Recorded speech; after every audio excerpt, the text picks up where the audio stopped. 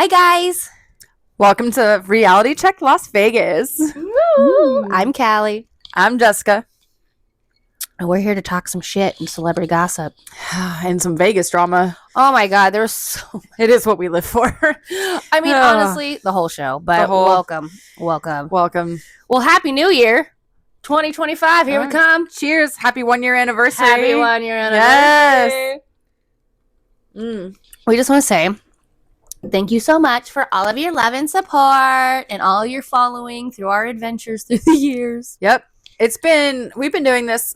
Well, I've been doing this for about 7 years. Callie and I have been doing this together for 8 years. I've been doing this for about 8 years. Callie and I have been doing this for 6 years. And we've been doing YouTube for 1 year. So technically, I wasn't official until 5 years ago. 2020. But we said that last year. What do you mean? Oh. Anyways. Math is hard. Time is hard. Yeah, well, no, because I started in 2020. Okay. That was when the official. So it's been 5 years. But yeah, but I was on in 2019. Anyways, it doesn't matter. It's been a long time. Yeah. We're tired, guys. We're tired. No, we're here. No, but yeah, it's been crazy. Thank you for the support. We love all our followers, subscribers. It's been a wild ride. It's been really fun to see. And it's been, I don't know, it's just kind of been fun making our own show this time. Yep. So be sure to like, share, subscribe, comment. Tell your friends. Okay, here we go. Oh, my God. So, all right, buckle up, guys. Jessica's adventures. Listen, my life has not stopped since I went to Disneyland. Yeah. Right? Because then afterwards was Thanksgiving. And then after that, Crystal and Andrew were here. And then Christmas. And then New Year's. So we had a really nice Thanksgiving. We did that episode. And then Crystal and Andrew were in town. And it was Andrew's birthday. And so they stayed at the Palms. Yeah. The Palms place. Yeah. Which is a whole other tower, like, separate from the Palms. It gets part of the Palms, but it's like they're like condos. Yeah. Okay. They paid $800 a night for 2 nights to stay on the 55th floor with a beautiful view, with a wraparound balcony. I could see my front door. Yeah. I was like, look, there's my front door. But here's the problem. So this room, it was a whole condo basically, and it was Airbnb. It was privately owned by like one of those it was like a rental company. Yeah. It wasn't like a private owner or whatever. It was a rental company. Anyway, so there were 4 bedrooms, 5 bathrooms. Ooh. And a lot of the bedrooms had like two beds in it. There was that one bedroom that I showed you. It had like a bed, but then like right next to the bed. So if you like roll out of bed drunk, you're gonna end up in the tub, kind of deal. There was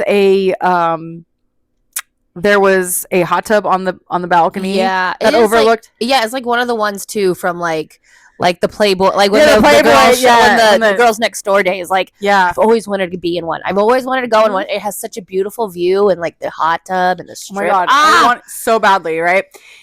And from the outside, like you walk in and you're like, whoa.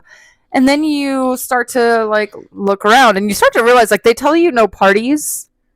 But like you walk in and there's like a pool table. Yeah. It was a swingers den for fucking sure. Yeah. Either that or they were like trafficking people. Like probably both. Like it's insane. But anyway, one of the bathrooms had like dried vomit on the walls. Ew. They tried 3 different showers. One shower was just cold water only, like ice cold water. And then another one was like scalding hot water. And then they tried a 3rd bathroom. And it was it was just right. But the problem is like the door didn't seal. So the entire bathroom flooded.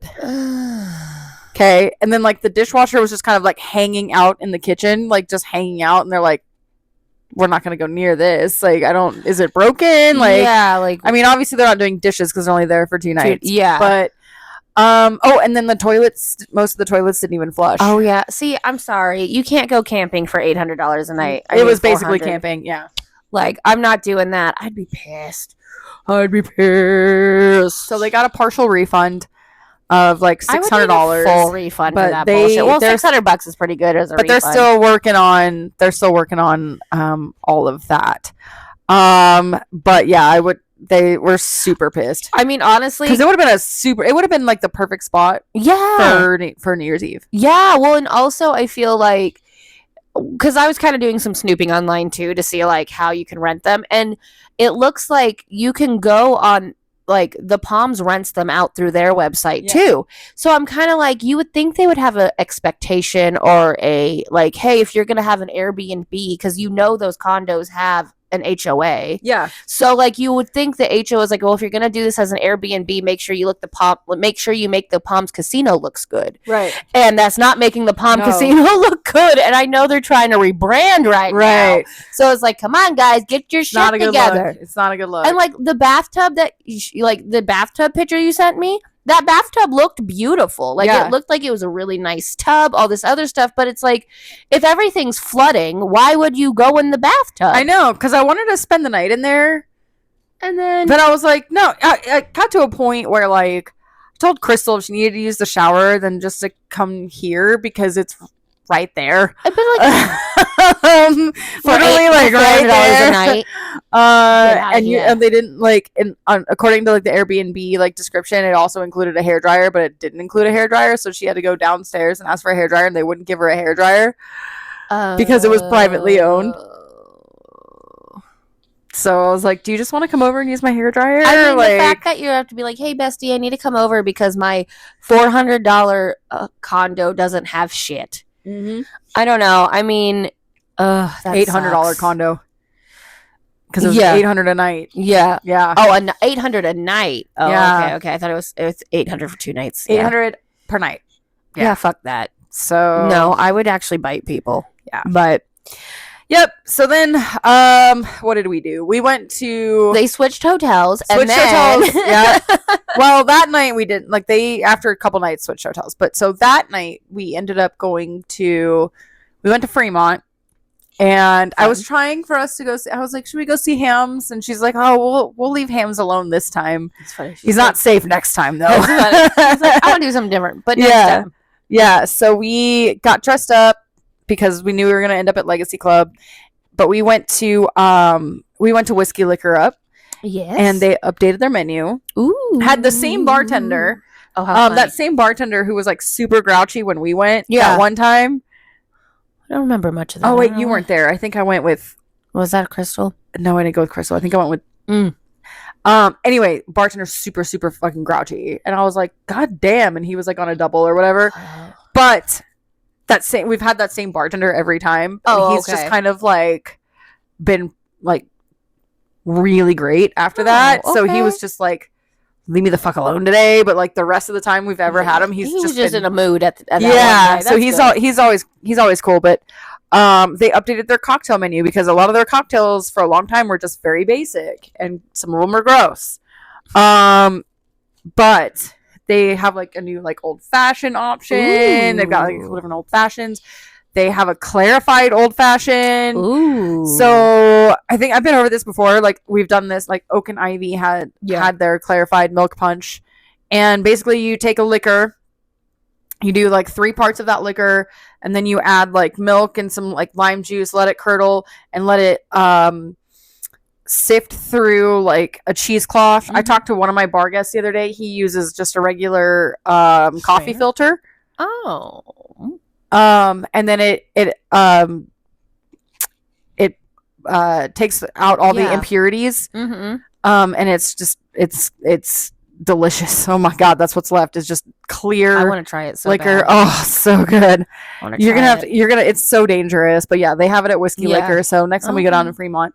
So then after that, like it was a Tuesday night, so we got all dressed up and we went to Legacy Club. And it was very cold out, and it's a Tuesday night. Oh, yeah. And so we, Crystal and I got dressed up, wore heels, blah, blah, blah. Turns out that it didn't matter because we were the only ones in there. Because it was a Tuesday night in the wintertime. So we were like, well, can we just sit outside around the fire until like somebody like makes a reservation or has a reservation or whatever? And they're like, oh, you can have this booth. And it was like this big giant, like the big giant round one when you're like when you first. Ooh. So that is where we sat for a while. Nice. Then we went back inside and hung out inside because it got to be it just got to be too cold. Yeah. But yeah, I had my build your own old fashioned. Andrew had his build your own old fashioned. Yeah. And then Crystal and Nancy went and got whatever the bartender made them, something fruity. Ooh. And then we went to the D because they like to play that horse racing game. Yeah, that is a lot of fun. Okay. I like to watch it. Okay. Well, so what happened was the D is doing all their renovations right now. Uh-huh. So that game was like roped off. Like you walk in the D and everything was gone. Oh no. And so we get there and I'm not even joking. That stupid machine had 15 people crowding around it, like with the saddest look. Like they were at a fucking funeral for a game. Like everyone's like staring at it, like it's just like everybody like security's gonna come and like get rid of like the tape around it, and they're just gonna reopen it, or like it's gonna start working. And but everybody was like, I want my game. People love it. They're like diehards. Yeah, which I feel like somewhere else on Fremont has that same game. They got to. Yeah, it's like such a classic game too. So the next day, Wednesday, we went to Swingers, and that is a new spot at Mandalay Bay. And despite what you guys all see on TikTok, you can't spend hours there unless you spend hours sitting at the bar, or you pay for each individual, because there are four courses. So if you pay for each individual like mini golf course, you could probably spend an hour there. Did they have a package where you want to get all four? Well, we didn't. They didn't offer it. They didn't say anything to us. Like, nope. Literally, like, go up there and they're like, okay, saw my card, my ID. They gave me the locals discount. They gave my whole group, like everybody, like a locals discount. Okay. Because I think they just assumed that we were all locals. Okay. So that's funny because like people have gotten really strict on that. You used to be able to get away with that like crazy, but now everyone's like, let me see your ID. Let me see your ID. I'm like, damn. Yeah. No. So everybody got, especially at Mandalay Bay, specifically Shark Reef. Yeah. Yeah. So so everybody got in for $22.50. Okay. However, how much is the original price? $30. Oh. I know. $30. And they give you their score. You get a scorecard. And it tells you which course you were on. So we were on like the hot air balloon course. And so we do those 9 holes. And it actually tells you on there, like, hurry it up. There are people behind you. Like, keep it going. Like, you only get 6 chances, like 6 strokes, and then you have to move on. Okay. They do have cocktail waitresses, but what's the point? Because if you're moving so quickly. You move so fast that, like, by the time you get your cocktail, you're basically at the end.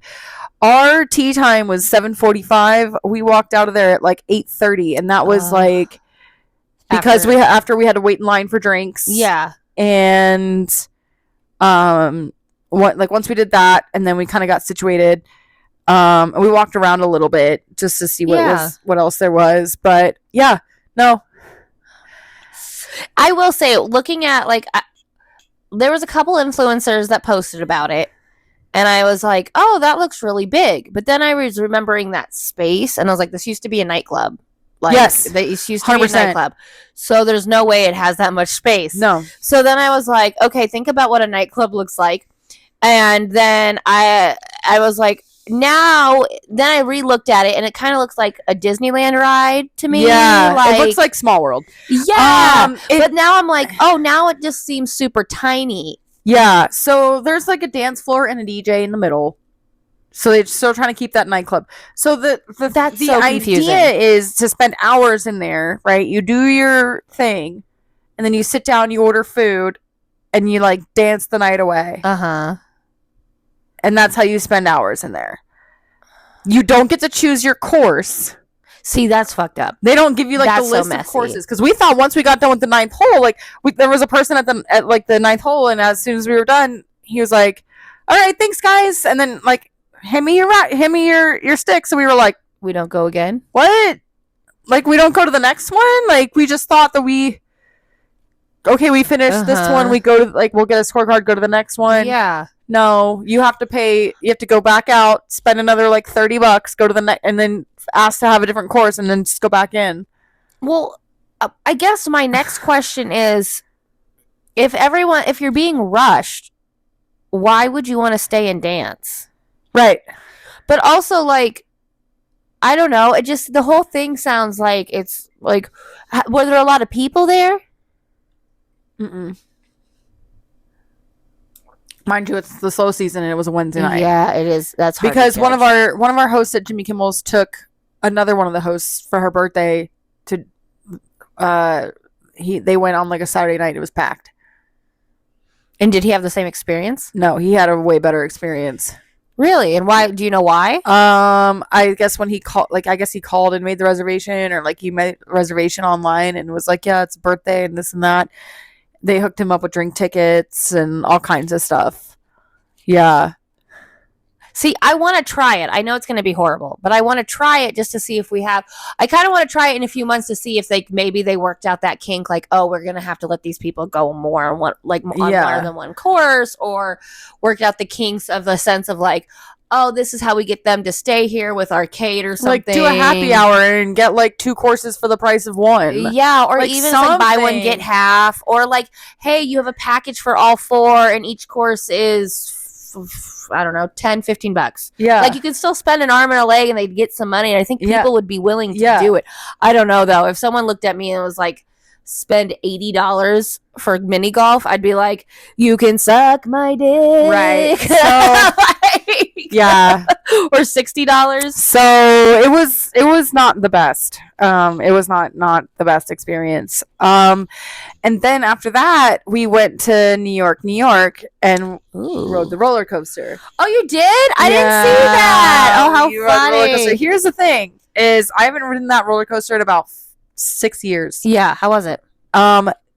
They got a new car. They did. They did get a new car. Oh, because I didn't like the shoulder pads that they used to have. I didn't like it. That's why shoulder pads. Because your head just like shakes and you get like this big like migraine afterwards, and you're just it's like the ninja at Six Flags Over Georgia. Like it is just fucking mess. Yeah. No, it was like they actually had the bars. It's weird. It wasn't a bar. It was literally just shoulder pads. Like it was like this machine, and it came down on you and just held you down. There was no like anything in the middle, and then this belt strap, and I was always like, I'm gonna fall out of this motherfucker. Well, so no, okay, well, it was. I never felt like I was falling out, but the thing is like the seats were so high that like when you got your picture at the end, it was like this. Yeah, like you can't, like you're just so, yeah. But they got a new car. The shoulder straps actually come up. Like they are like they're like the real thing now. They're the real thing, but they're not on you. There's like a good like 3 or 4 inches in between your shoulder and the thing. I just like the thing holding me down right here. This is what's holding you in. Yeah. Okay. This is what's holding you in.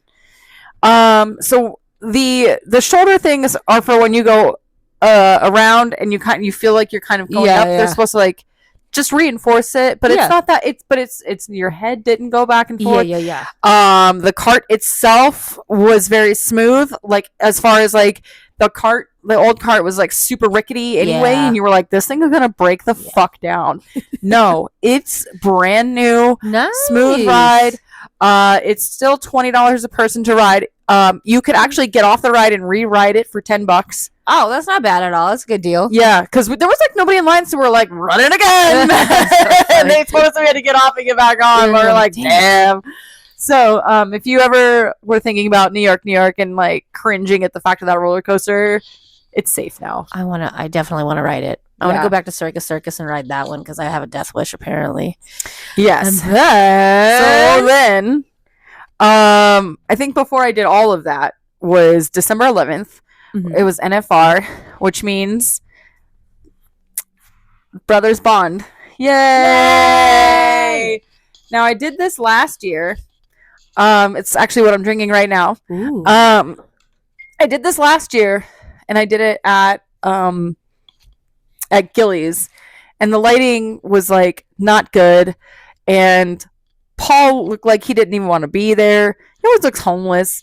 When they had their thing at Circa the next day, like he actually like showered, shaved, and looked nice, and I was super jealous of Britney's picture. You're like, damn it. This time Paul wasn't there because he went home the night before because he got really sick. Okay. And you know what? I was all right with it because the person who really cares deeply, like who cares the most about this, is Ian. Yeah. So, got my brother's bond. Woo! Now the reason I went and got the rye today is because so I drink their normal one. They're straight bourbon whiskey. Yeah. And it's very good. And it blends well with like the banana bread old fashioned and just old fashions in general, and a lot of the cocktails that I like to drink. It really goes really well with everything, and it's even good just by itself. So I had never really tried the rye because my first impression of rye was Bullet Rye, and according to one of my bar guests last week, Bullet Rye is like the McDonald's of all the bourbons, or of all the whiskeys, and so I was right to like not like it, and so Ian was like describing the the process with rye, and because like rye, it's all wheat. Like bourbon is corn, and rye is wheat and grains and all of that business. And so he was like super passionate about it, and he was pouring this for everybody. Just on tasty taste. Yes, yes, pouring this for everybody on the rocks. And so I tried it just on the rocks, and I was like, oh. This is what rye is supposed to taste like. Okay. So today, I had to go. Like, I got my brother's bond gear. I got my T-shirt on. So then at some point, Britt goes. Ian said, "All right, who can handle 100 proof?" And of course, Brittany's gonna go. Jessica can, and I was like, "Oh shit! I've never had 100 proof."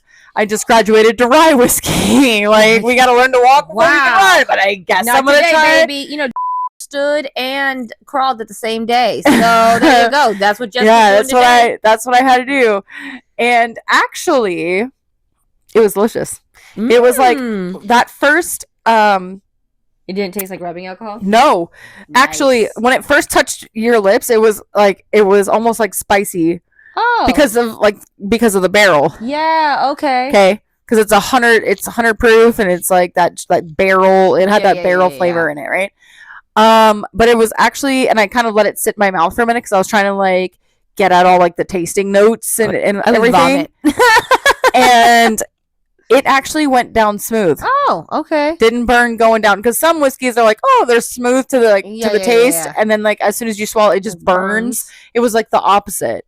Oh. Yeah, it was very, very good. Okay.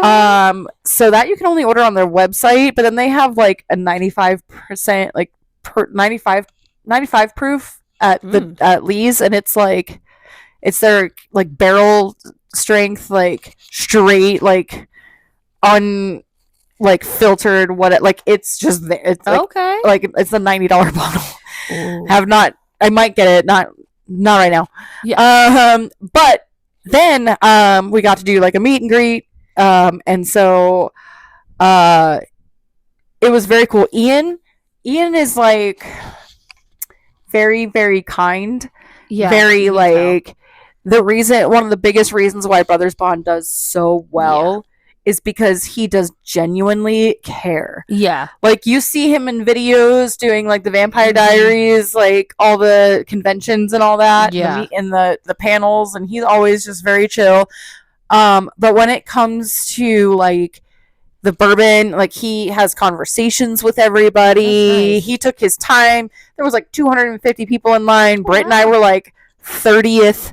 Oh, cool. And like, yeah. So we actually I don't even think we were 30th. I think we were probably like, you guys were like we were in the front. Yeah. Because we had to go from there to like the wine cellar. Okay. So we go from there we went from that one bar to the wine cellar, and the wine cellar, like, again, we were pretty close up to the front. So yeah. And Ian was trying, like, there was like a table full of like with like Ian's dinner, so he's like, he'll run behind the thing, have a couple bites, And down his Stella, come back around, have full conversations with each person. Yeah.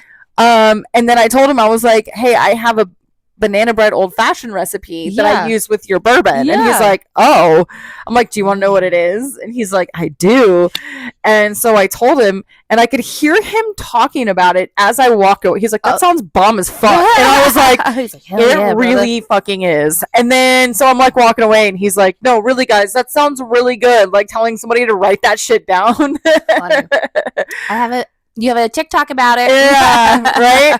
And interestingly enough, I found that recipe on TikTok, but it's about finding the right bourbon to make it go well. And so Brothers Bond, again, goes really well. So I have a funny story about Brothers Bond, too. I went to go pick up Sarah at the airport, and there's a Brother Bond's Cybertruck picking somebody up. Yeah, and I couldn't get my phone out in time to take a picture because, like, it was empty. So as soon as I realized what was happening, I took it out and then he drove off. I couldn't even see who was inside it, but it was a Cybertruck and it was all like wrapped in Brothers Bond stuff, and it was picking up some chicks. So I don't know. So as like a bourbon like snob that I've become, I do enjoy stories when it comes. Bourbon always has the best stories. Yeah, it really does. And so the way that like Ian described Brothers Bond is, he goes, it started out on a TV show over two brothers bonding over bourbon.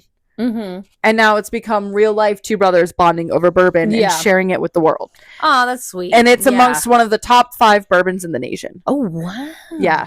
So it is like right up there with Whistle Pig and Jefferson's Ocean and whoever else, like Maker's Mark. I don't even think Maker's Mark. I think Buffalo Trace probably. No, I was just joking. I just know Maker's Mark. That's why. Yeah. But there's but as I don't really know, listen. Yeah. Whistle Pig and Jefferson's Ocean, best. Yeah.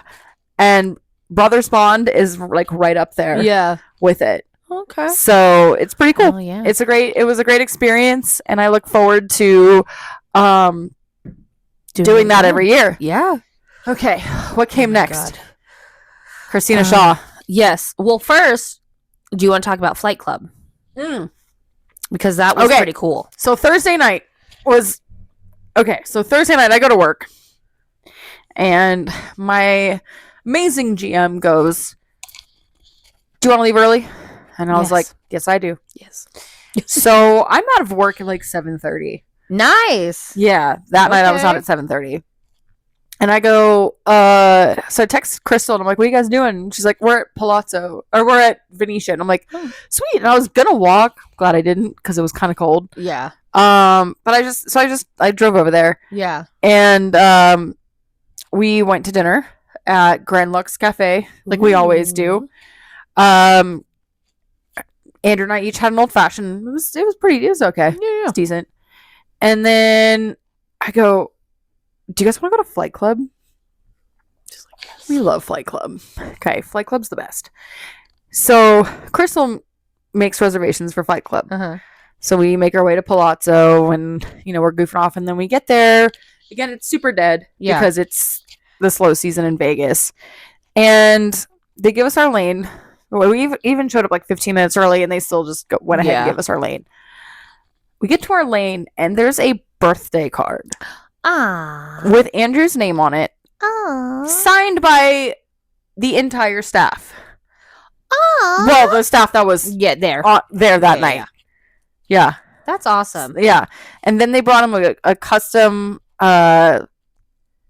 complimentary cocktail. Yeah. Oh, very nice. Yeah. Did he get to choose it at all, or did they make it? Oh, okay. And it had his zodiac sign on it. That's so cool, though. And his zodiac sign. What's the one with the archer? No. Anyway, but listen, Andrew has become this Swiftie. Well, it's funny, when I saw that, I was all like, oh, how funny, Taylor Swift theme also. Yeah. Like, I caught on to it real quick, too. It didn't occur to me and Crystal. That's so funny. You love that song so much, too. It's like my favorite. I got a whole ass necklace with that fucking star sign with the archer. That's why I was like, you guys didn't click that quickly? Like, damn. That's funny, Andrew's like, you guys didn't catch on to the archer? And I'm like, oh. I mean, but it's your like zodiac sign or whatever. So, but we had a great time, and then I mean, they took really like excellent care of us. And I had told our server, I was like, yeah, like I love this place. Like I work like next door, you know, at the at Jimmy Kimmel's, blah blah. We had our 1 year anniversary party here. Yeah. We had, you know, I was like, I do this podcast with my best friend, and like we gave, you know, we gave you guys an award, and she goes, oh, that's you. And I was like, yes. And she goes, why didn't you say something? I'm like, because I don't. And then like we'd already paid the bill. She's like, I would have like given you a discount. I'm like, I don't expect that shit. Like, no, I wouldn't say anything either, but that's sweet that they remember. Yeah, well, because it's still sitting in the office. Like, just like, listen, when Juniper kept their award up for more than a day, we were shocked. Yeah. We were like, oh yeah, brother. Oh yeah, no, and then Oak and Ivy still has it in their office. Yeah, I didn't know that. I didn't know. I assumed they were like, what is this collecting does? No, so we get hooked up there. I mean, I get hooked up there every time. You get hooked up there. Yeah. Well, I've only been back once since. Okay, so. But they take care of us every time we're at Oak and Ivy. So, it's been pretty cool, and you know, Vegas Madness. We're approaching that season, so be on the lookout for that. Ooh, yes. Then Christina Shaw's show. Event. Oh my God. Okay, so. First of all, she let me be a very big part of the show. Yeah. Like, as far as, like, planning. Yeah, we love Christina. So, as, like, Town Swiftie. It's true. I mean, there are a lot of Swifties in town, but, like, there's even one girl that has, like, Taylor Swift, like, all her albums and stuff that are, she has it as, like, a wrap on her car. Uh-huh. And. Does she promote a business with that? No. She just likes it's. I kind of wanted to do it, and then I like messaged them and asked, and it's going to be $3,500 to do. I don't. So I was like, I'm okay. I love My Chemical Romance. But I'm not $3,500 into My Chemical Right. Romance. I probably spent that on merch in the last 2 years, but that's different. But like tickets, to me, tickets and that are different when it has nothing to do with nothing, and it's just my vehicle that I'm driving around town. Like, I'm not getting paid to like drive around like that. I mean, unless I was promoting like my Taylor Swift impersonation business or something. Yeah. Or if I was like JoJo Siwa because it's tax write off. Right. But yeah, I'm not doing that on my own dime. No. Without a tax write off. So, but it's so funny because like I don't know who that girl is. No. But everybody knows who I am as Town Swiftie. Well, yeah, you know, and also it's like you get to. I think also because you're like honest with the people too, like, oh, you shouldn't do this. I mean, not in a bad way, just like you're like cool, oh, this is more Taylor if you do it this way, and like run with the ideas with each other. Yeah. So what was cool was I told her, like, we were talking Tortured Poets. Yeah. And I'm like, is there any way you can put like the manuscript in there? And she goes, my band would kill me. And I'm like, all right. And I was like, what if? Like at the end of the show, after you say goodbye and you're like getting ready to do the meet and greet, you start playing the manuscript. And then she was like, and she's like, that's a great idea. So after the show, like, so, and then like we were just, and then her and I watched, like I was here, she was at her house, but we were texting each other about watching the final night of the Eras tour. Both just crying our eyeballs out. She's sitting there with a notebook taking notes because she was like, I have to make sure that this is exactly like what it's like. It's got to be this way and this way. And so, and then that week I went over to her house and we did a bunch of TikToks. Mm-hmm. She still has TikToks she hasn't released yet. And I'm like, damn it. It's all right. But so I, helped her promote it. Yeah. All around town, did whatever we could to promote it because I wanted it to be successful. Yeah. And I told her that it was because Crystal and I were supposed to go see. Crystal saw her in Toronto, but the original plan was that her and I were going to go to Vancouver and see the final night live. Yeah. And we didn't get to. That's all right. Well, Crystal went. Yeah. A couple weeks before, and I love you, but I'm salty as fuck. Anyway. So, we get there, we have front row seats, and I was wearing the dress that you made for me, which I'm not gonna lie, I kind of regret wearing that to the space because everything did it catch on everything? No. Oh. It was very hot. I did warn her. I was like, this is going to be hot. It was so hot. I was like, because you know how it gets in the space? I don't know. I've only been once. Okay. It gets very fucking hot. And I was pregnant, and it was winter time. And listen, you're just hot when you're pregnant. Okay, There's just no abandoning the hot. It was super hot. It was super hot in there. I was sweating. And I was like, I should have worn this like for something else, but it's fine. It's fine. It worked. New Year's probably would have been better because it would have kept you warm. Right. Well, no, because I wore my Crystal and I, we had our lavender haze jackets. But either way, like I plan on wearing that on a date. I told him I was going to wear it at some point. It does. It's really great. Probably won't wear those boots with it anymore. I'm thinking probably cowboy boots, or actually in the springtime, like I saw Taylor wearing like sandals with it, so I was like, I have like 3 different pairs of shoes that could match that. Yeah. Anyway, so Chris and I are sitting there, and we're waiting for the show to start, and all of a sudden, the countdown clock. She didn't play applause. I was like, damn, you should have played applause. I forgot to tell her that. But the countdown clock starts, and you hear like the intro, like that famous intro from the Eras tour. Like, it's been a long time coming, and then it goes into like this mashup of all her songs, and Crystal and I at that point are crying like babies. Just like I was. Like, I don't even... Crystal's like... There's a video of me. Like, she still hasn't posted. But there's a video from, like... She's, like, videoing that. And she's, like, videoing me. And I'm, like, in tears. And, like... we're just... So then Christina comes out. And she opens with The Man. And then she did... She sang... Me. Okay. Which, again... Justice for me, because that shit should have been on the set list. It really should have been. That's fine. Whatever. We're all in there. She only sang it as a surprise song one time. Interesting. So we're like, actually, me too. So we were like, okay, well, we got that one. But Christina was like in the Lover bodysuit. Okay. And like it was like exact fucking replica. Yeah, her outfits looked really it was like right there. Yeah. And Crystal was sitting there going, holy shit, like that must have cost her a fortune. It was like insanely good.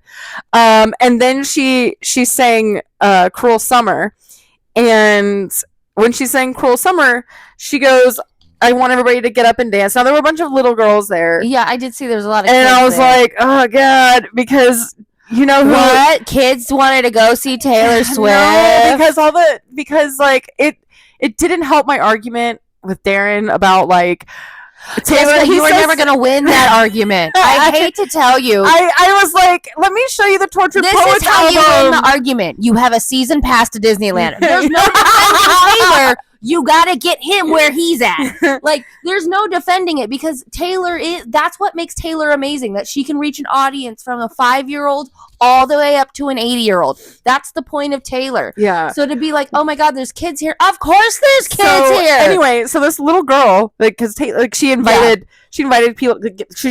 She had like dance floor areas. Yeah. Like she had her catwalk, and then like, because I thought there'd be tables, kind of like for Monday's Dark. No, it was a full on stage. Well, it sounds like she was like mom brain set up for kids. Yes, you know what I mean? That's like, exactly what she did. That's good. So she invites the kids to like get up and dance, right? Yeah. The one girl vaulted onto the stage, like threw herself onto the stage. She's ready to be a star. Christina, oh my god, that same little girl the whole time. But like, and nobody did anything about it. So then Christina being like in that that professional, but I'm a mom, I get it. Yeah. So she's singing this song, and this little girl's on stage with her, and then all the little kids go up on stage. And I'm looking at Emily, like the showroom manager, and I'm like, are you gonna do something about this? No, it's too late now. I guess it's not gonna happen. And so I think it would have ruined the magic of the Taylor Swift. It was. Yeah. So then a little while later, she lets it go for like a few seconds, and then they're all dancing, and then she brings everybody, like tells everybody to get down, and then she's like goes into I have a question. Does anybody here know the lyrics to this bridge? And so we're like, oh my god, she's doing it. Like, that's cute. And so we did we did it, and then she gets her guitar. and she goes into Lover, but she was like, it's my great honor to say this. Welcome to the eras of Taylor. Aww. And, you know, she's like, we're going to go on a little adventure together. And that adventure is going to span 18 years of my career. Now, there's the speech that Taylor gives every night. Oh, okay. And so Crystal and I were back to... The kids are like, oh my God. Oh yes, actually, like we're in tears, and this little girl behind us is like, "What are you doing?" Like, it's okay. Like, crying. That's so good. crying. And you know, because here's the thing: is it was a lot of us, me being one of them, those crazy people, are not ready to. We're not ready to let the Eras tour go. Like we're still, I know, and we're still living in that. It's over with, but we're like, oh God, give me one more. So to me, like that was like my last opportunity to say goodbye. Yeah. It was like the last hurrah. The last, you know, and especially because you got to do it with Crystal, it makes it that much more magical. Yeah, that was the thing. Think if you were there by yourself, of course, I think you would have gotten emotional, but it wouldn't have been such a big. Yeah, it would have been. It was just you and I going, or you and I in Danger win. It wouldn't have been the same as you and Crystal going. Right. I think it would have been fun. I think Danger still would have had a good time just dancing. Yeah. When I realized how many kids were there, I was like, oh, Danger would have danced through half of the show at least. You know, I might have had to leave early, but he would have danced. It was a good time. Yeah. And then, she did Our Song. And I was like, damn it, I can't get away from that fucking song. Because it was my surprise song, and it's the surprise song in the movie. I was like, fuck. And so she did a couple of songs from Fearless, and then she did Willow. And all the kids were still like in the front, like dancing and everything. Yeah. But they were singing along to Willow, and Crystal and I look at these children, and we're like, who hurt them? Listen, sometimes emotional children just feel it from past traumas. They're like every single word. We're like, what is going on? So funny. It gives the watching the rain outside while listening to your mom's like 90s soulful track. Yeah. It's like, who hurt you? You're 5. And they're singing about Marshall leaving or something. So but she had the graphics for everything behind her. Okay, she put a lot of time it was a very big event. And then so when she did the Red Era, she did give away the 22 hat. Okay. Now, I forgot to tell you this because this reminded me of like I was talking to Crystal about day party, and it reminded me of this moment where you had to buy that 22 hat. Like you had, and so it was meant for me. Like actually, because Christina was like, I meant to tell you when I put it on the site. Yeah, and that way you or Crystal could go for it. Oh my God. And somebody else like bought it beforehand. Like, yeah. So this one little girl got it. Yeah. And this little girl behind me started screaming and crying because she didn't get the 22 hat. Well, I'm not. And I was like, that's what kids do. I was like, little girl, let me tell you about the 152 kids that got it and the other 10 million that didn't. Like, well, like I will say, I think it's always good. It's like we've compared it last time. It's the baseball you give to a kid. Like that 22 hat to me, especially if Christina was doing it. I'm glad it went for the kids. It went like for the kids. That's where it would have been. I think it would have been weird if it went to me. So I think it would have been weird if it went to an adult with a room for all kids. Mm-hmm. I think that would have been. I would have been like odd choice. So this is at the point where this is why Christina made me part of the show a few times. Okay. So then she goes into We Are Never Getting Back Together. And that's where Taylor gets Cam Saunders, her dancer, to like say like ever in like whatever language and whatever city they're in. And so I'm sitting there and she looks at me and she's like, and I go up and she's like we are like, this is exhausting. Like we are never getting back together. And I go, like ever. I was like, yes, so that was my quote 22 hat moment. Yeah. And then she goes into like Tortured Poets. And I don't know if you like watched the video, but it was fucking hilarious. Oh, I did see her in her dress. She had the dress on. Yeah. Right? Yeah. So she's singing Fortnite. And she looks me dead in the face and goes, track 1. Listen, if you know, you know. It was so funny. Oh my god, it's so good. Oh, That's funny. That's sweet. That's it was hilarious. And then she's saying I can do it with a broken heart, and it was perfect. And then she went into Midnight's, and she wore the same t-shirt dress that I had for New Year's Eve. Ooh. And it was so funny because Crystal and I go, we have that shirt. And she hears and starts laughing. That's funny. And then she closed the show with 1989. She closed with Shake It Off. And and Crystal was like, I was like, oh, you should have done this or whatever. And then she goes, and I also, so when after she did Willow, she went right into like back to December. But I was like, there was a weird disconnect because you're wearing, like, you're in the Evermore era. Yeah. And you're singing Speak Now. Yeah.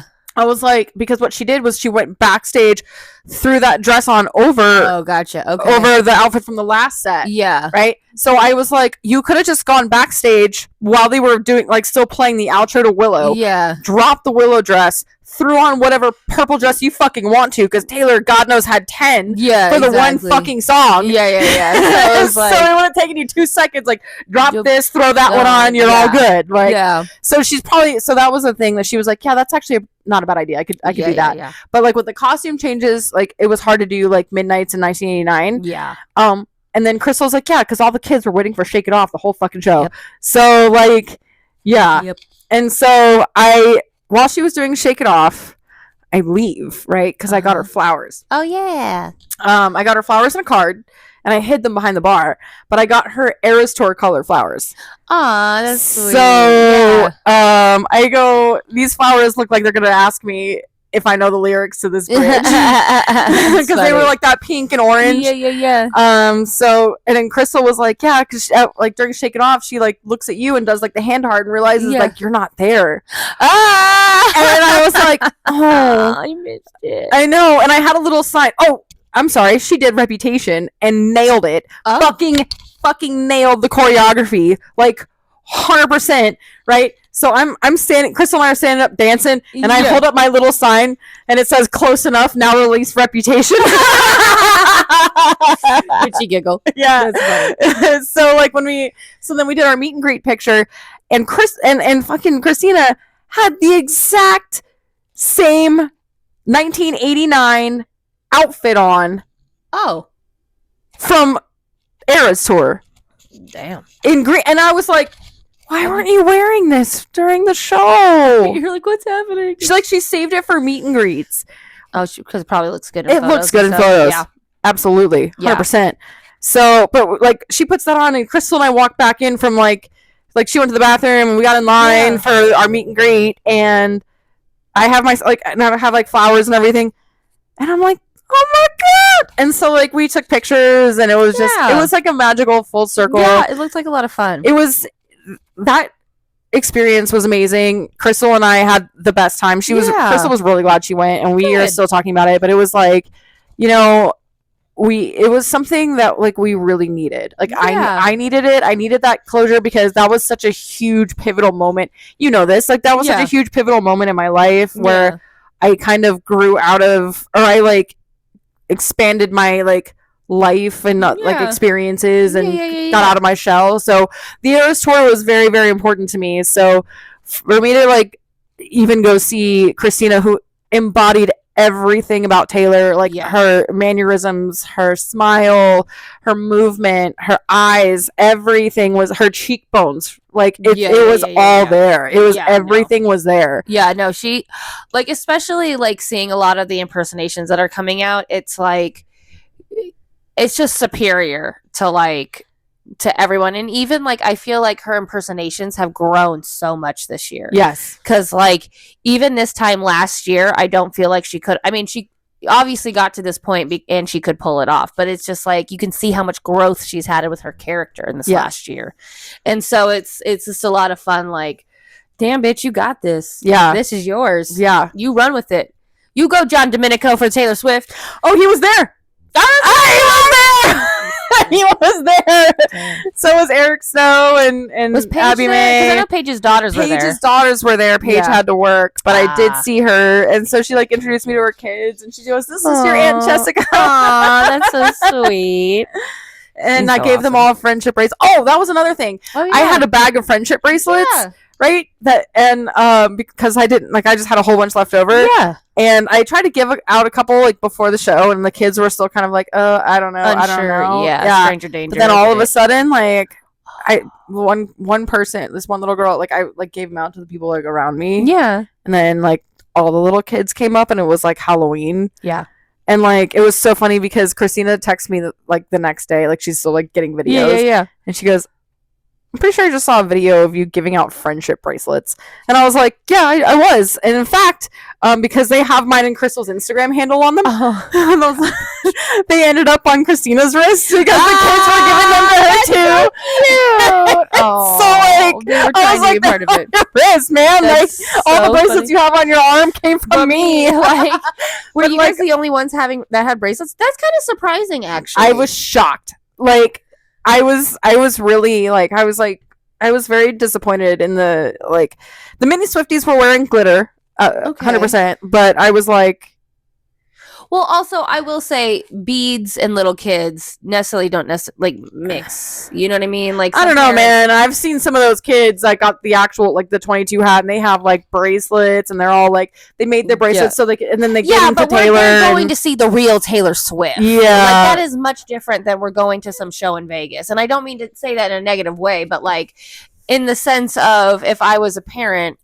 Yeah, I spent $1,200 on tickets. Hell yeah, we're making bracelets. You know what I mean? Like, a lot of that is like not kids, but parent involvement and being like, kids, let's do this.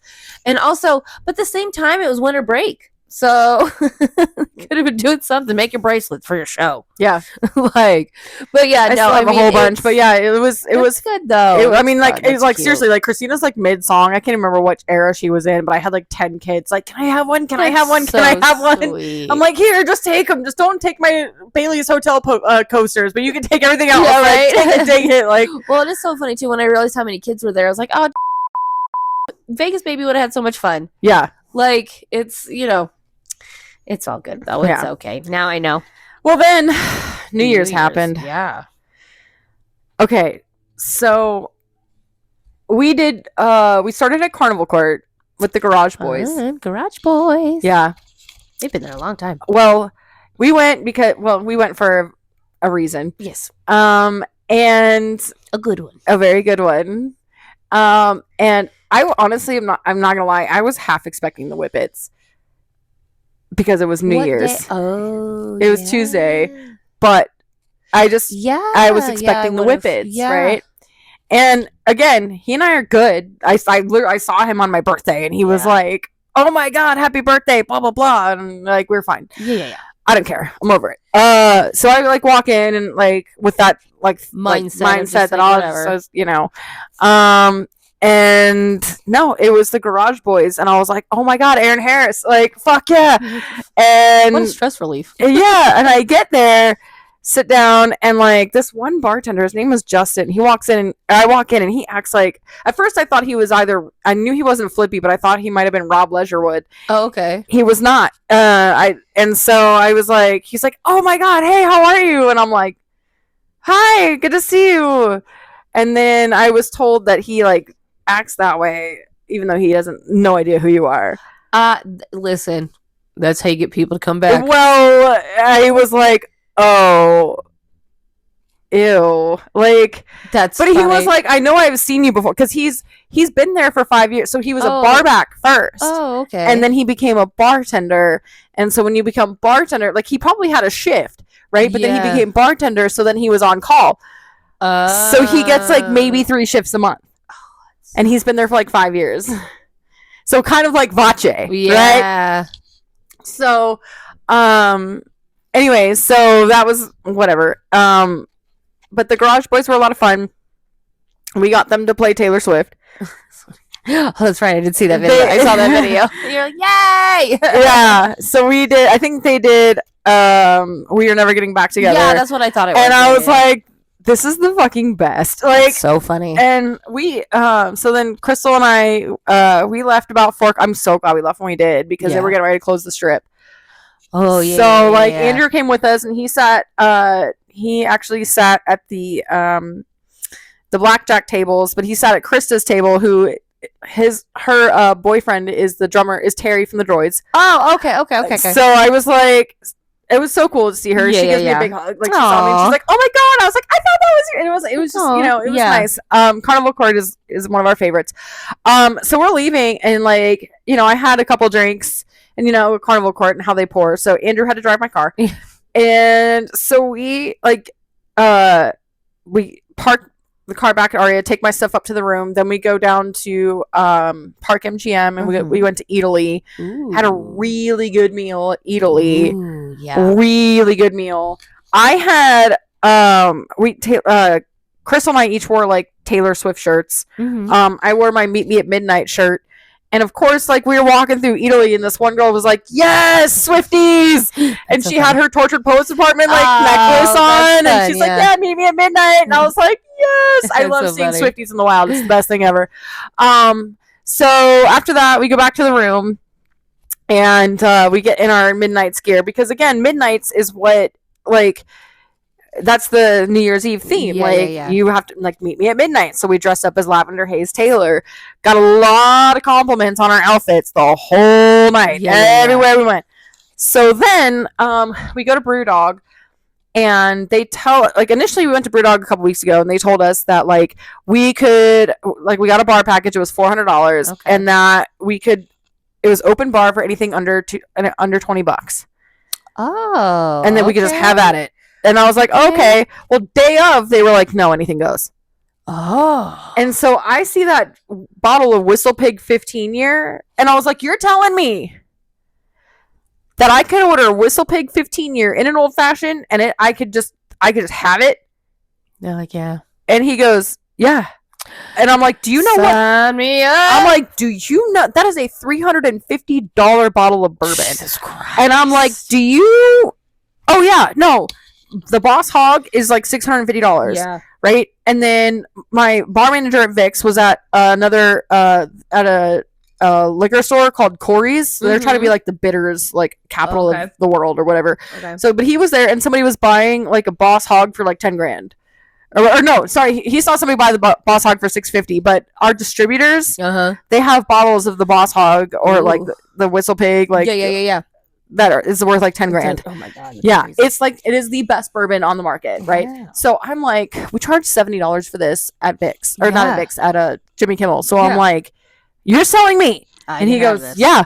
So I told the server when we sat out, Andrew, like me and Crystal are at the bar. Andrew's outside, like waiting for like a table to open up. Yeah. So he like immediately gets a table and he's sitting there. We go to our server and we get there and our server comes over and I go, well, the free stuff starts at like 9. Yeah. So I was like, but this is what I'm going to order. And I also told the bartender to hide that fucking bottle. Because there was only 2 bottles. And I was like, I don't know how many of these I'm going to drink. But like, I'm going to take full advantage of this bourbon. So, I got my Whistle Pig 15-year old fashioned. And it was the best old fashioned I've ever had in my entire goddamn life. And as far, coming from somebody who makes some of the best old fashions in town, I was like, this is great. Yeah.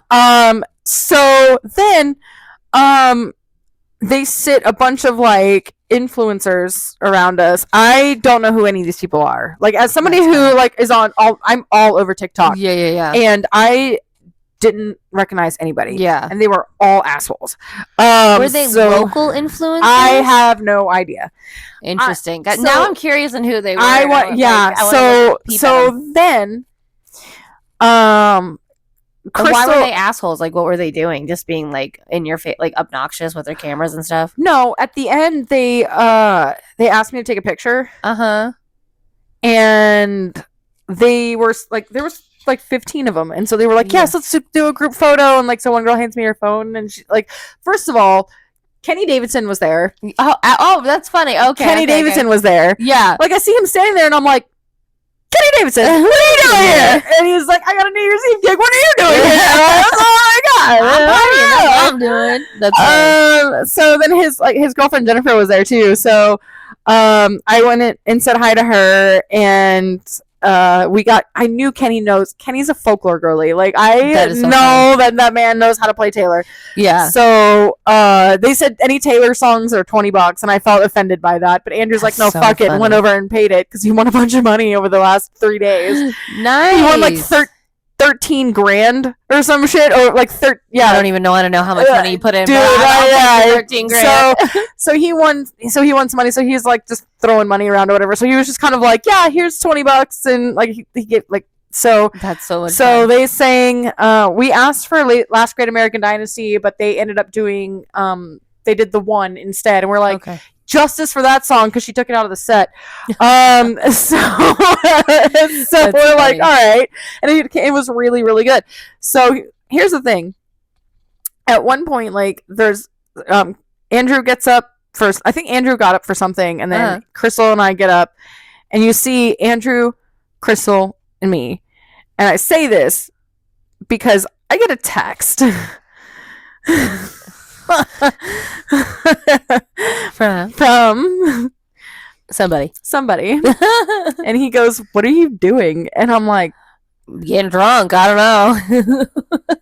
Now there are multiple. Now what I think is really funny is the fact that like the same person will like text me and he'll know exactly what I'm doing at whatever moment, and I'm like I'm constantly looking for the cameras because I feel like he's always watching me. Yeah. He's not, but he just knows me that well. Yeah. So that made it even like, what the fuck? And he sends me like 2 photos. So he's at his friend's house and they're like just live, like picking out all the grainy live streams on YouTube of like the strip on New Year's Eve, and they come across Brewdog. And for some reason he texted me, he goes, did you go back to Carnival Court? I was like, no. Like, why would I be at Carnival Court? Like, no, we're at Brewdog. I told him a couple times I was going to be at Brewdog, but I don't think it like really registered with him that I was going to be at Brewdog. And then, so he texted me, and I was like, yeah, no, I'm at Brewdog. And then like a little while later, that's when I got a text from him, and like they were just kind of going through all the Vegas live streams, and they come across Brewdog, and he's like, wait, I know that pink puffy outfit. I think I know that jacket. I think so. And there's 2 of them. I definitely know that jacket. With the fucking ears. It was freaking awesome. That's so funny. Yeah. So anyway, so those influencers at the end. So Jennifer comes over to give me a hug and wish me Happy New Year and all that. Yeah. Mid conversation, this girl walks up to me, interrupts, doesn't even like, oh, excuse me. Yeah, no, shoves her phone in my face and goes, hey, can you take our picture? And I'm like, okay. Well, hey, Jen, Happy New Year. Good to see you. Like, I'm like mid. You're an influencer and you don't have a tripod? Dude, right? Absolutely. Right? Absolutely. So then, they're trying to get in this group together, like, because big group, 15 of them. Yeah. And there was one person that still like wasn't like tried to walk away, and they were trying to get him like in the group, and I'm just standing there waiting, and I go, hey, which one of you assholes was live streaming? So I get caught red-handed. Right? I'm obviously not doing anything. It was for the joke of it. For the sake of the joke, I was like, which one of you assholes got me busted? Like, and then like jokingly, and then this one dude in the group, while they're like still getting situated, goes, are you gonna take the fucking picture or not? And I was like, no. Well, that's what Crystal told me I should have said. That is what Crystal told me I should have done. No. But I was too nice, and I was like, yeah, click, here you go. I would have made it bad, too. But, like, I would have been, like, crooked and, like, all the way up their nostrils. Like, who the fuck do you think you guys are? No. You guys are the asshole here. So, oh, my God. So Brewdog, we got to see the fireworks from, like, MGM. But we couldn't really see the ones they had. Did you see the mess up from MGM? MGM had the wrong countdown go off at the wrong time. No. They did 10 to 1, and everyone else was at 23 seconds. Oh, no, I didn't see that. Oh, okay. I was just wondering. I saw it on TikTok. I was like, I wonder if you saw that. No, I don't. Well, because I didn't see I couldn't see the rest of the strip. So I was like, we should, like, before we even got Brewdog tickets, I was like, we should have just gone to Circa, because Legacy Club we would have seen Yeah, I guess we it's would have like, seen Fremont. We would have seen, but even like that room that they had at the Palms, we would have been able to, because John Shaw, I think, was at Ghost Bar, and he saw everything. Well, I guess the real question is, what New Year's experience do you want? Do you want New Year's on the Strip? Because if you wanted New Year's on the Strip to party and stuff, that was a great place. It was. Did you want New Year's for the view? Because that wasn't going to be, like you said. Yeah. I guess it's like, what do you want out of New Year's? I think next year, I think Andrew said we're just going to be like on the Strip. I was about to say just be on the street. Yeah. Because the one time I did it when I was really young, like, just be on the street and then you're going to get all the views that you want. Yeah. So that's the way to go about it. But yeah. So, but it was, it was a good time. Everything was fun. It was just a good trip. It was just a good, overall experience. Yeah. We stayed at the Aria. And then I got up in the morning and went home and had a whole bunch. What was so funny is I had my whistle pigs. I did one like green tea shot because Andrew wanted to do shots. And at one point, like, he just wanted to keep doing them. So I went to the server and I asked for sour mix and Sprite. You're like, I can't do this anymore. And so I'm doing shots. They're doing shots. And you're doing I'm doing shots. And I'm literally like, me at composer's room. Next. And they're like, damn, Jess, like, just done the party today. And I'm like, yes, I'm right here, babe. Getting hydrated. Curing your hangover. Yeah. So Andrew and Crystal like were hungover the next day, and I'm like, up and like ready to go and just be about my day. So and they're like, why are you hungover? And I'm like, normal day of drinking. Yeah. Apparently this is why people think I drink a lot, right? That's funny. So, that sounds like fun. I'm glad you experienced it, and we'll have to see what happens next year. Yep. Football season has been very dramatic this year. It really has. It really has. It's just like there's so much drama. Like, oh man. Do you see there? Okay, so there at one point there was like a commercial. Well, okay, I was on TikTok and I saw like people posting videos of Jason Kelsey driving this like in this like get up bruised up mini golf cart too. Yeah, but it was like the Eagles thing and his like get up. Yeah, and people were like, "What the fuck's Jason Kelsey doing?" Turns out he was filming a commercial for his late night show. Oh, how funny! Is that what it's for? Okay. Yeah, and so he went up to like the stadium. Mm-hmm. And he's like, I miss you. And then like the stadium starts talking to him again. He gets all sad. and then at the end, like he's like, I'll see you soon, brother.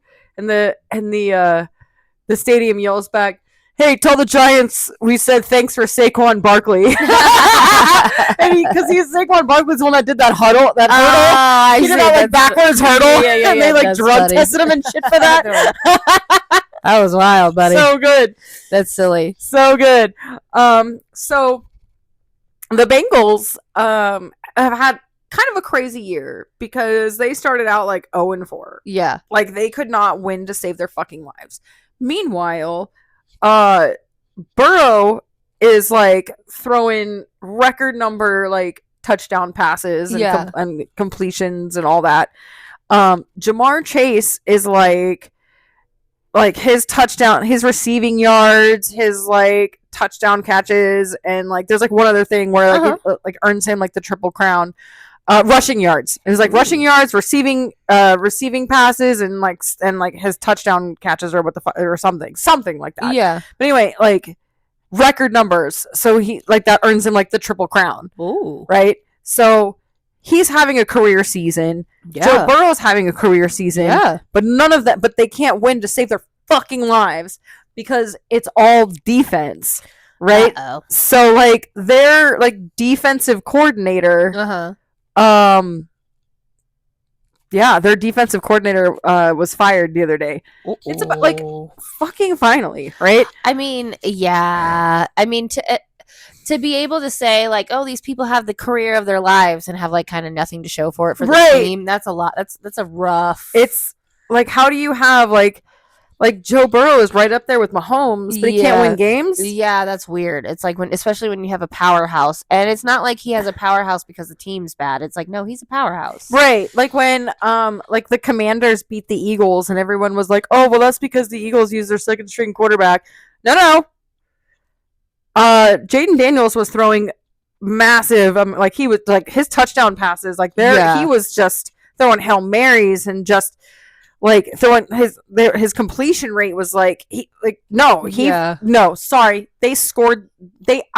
the Eagles. It was up to the Eagles defense and they failed. Yeah, that's how they lost, because defense wins games, right?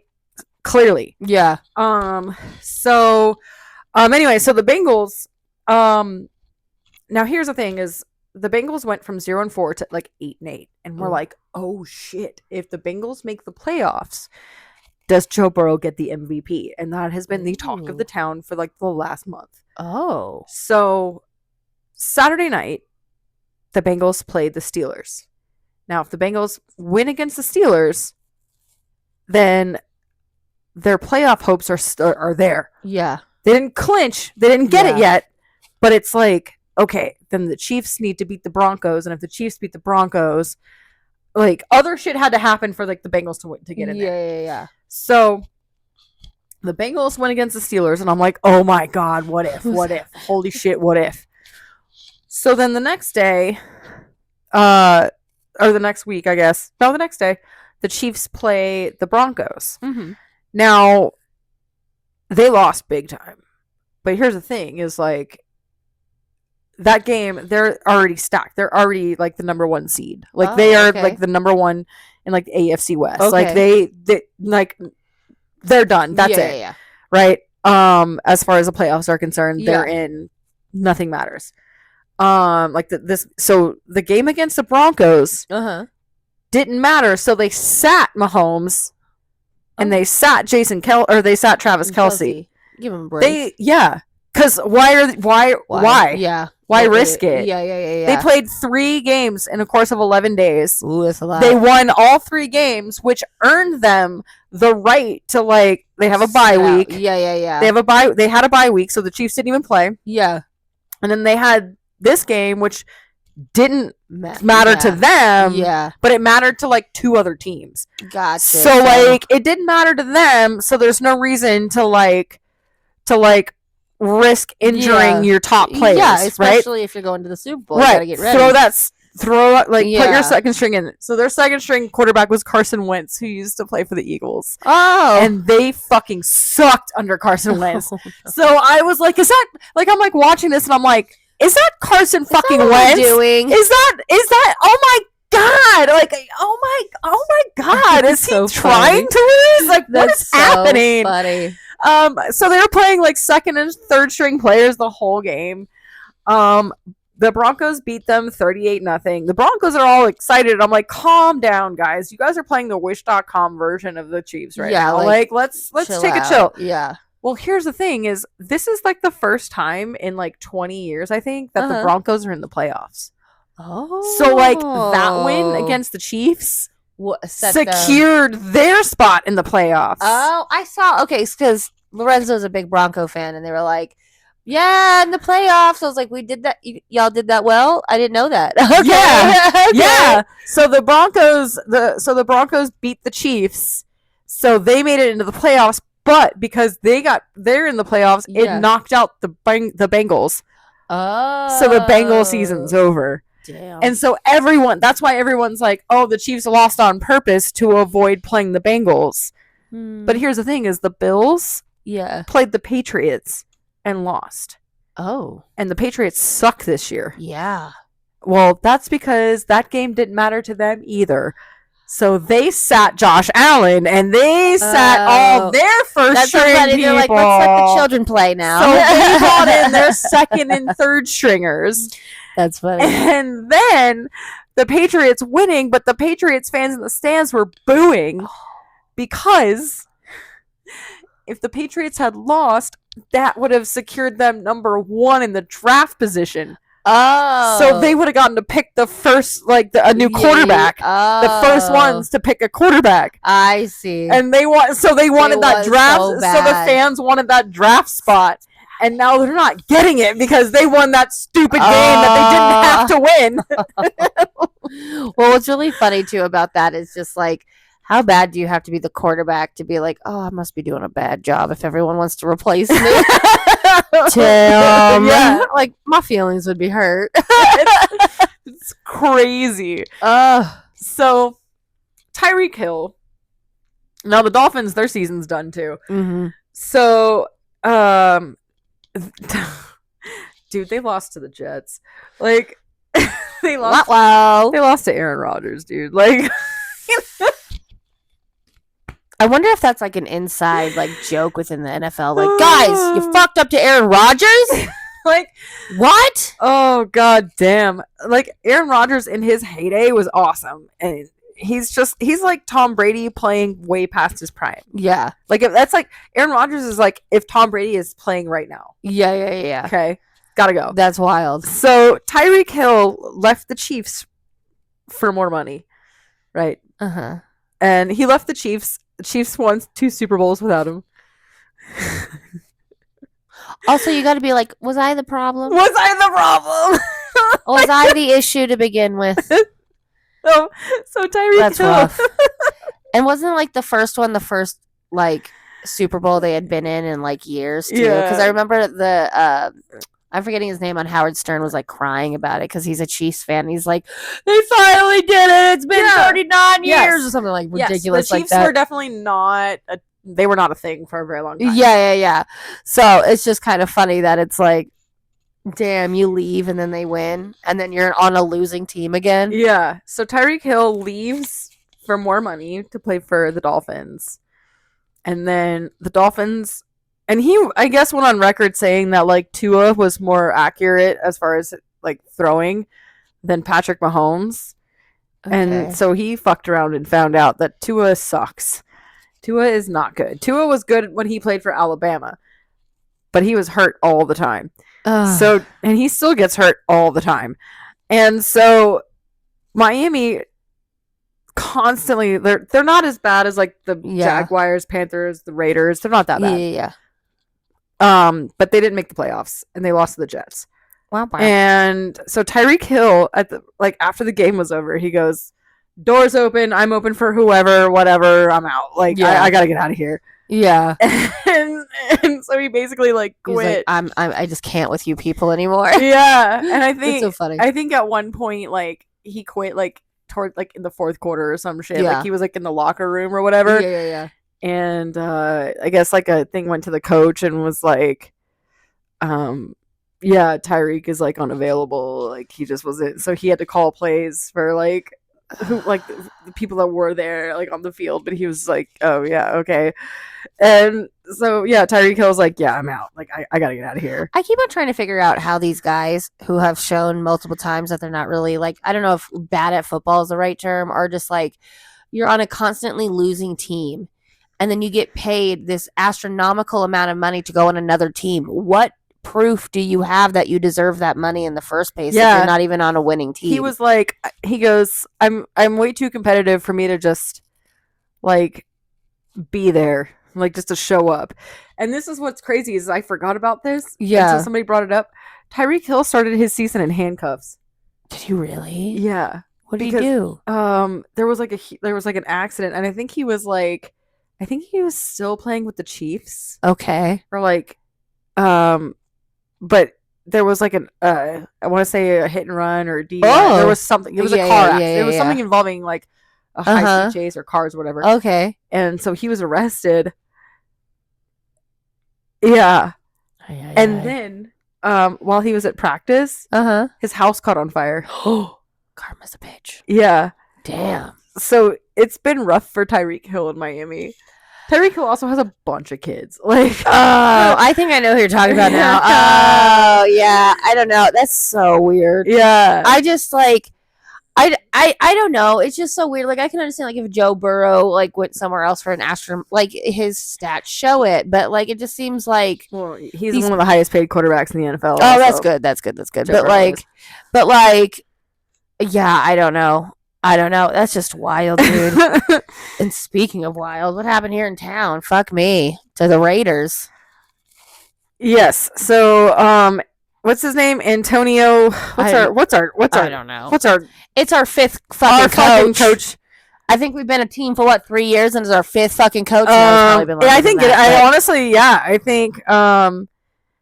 Antonio Pierce. He was the interim coach because they fired the last one. Oh yeah, I wonder what happened to that guy. I was like, did he become coach? What happened he was there? he was like the assistant coach or whatever, and so he was like he became interim. When do they fire the coordinator instead of the coach for the Raiders? Because at this point, I'm like, it's not just the coach. We've learned that it's not the coach.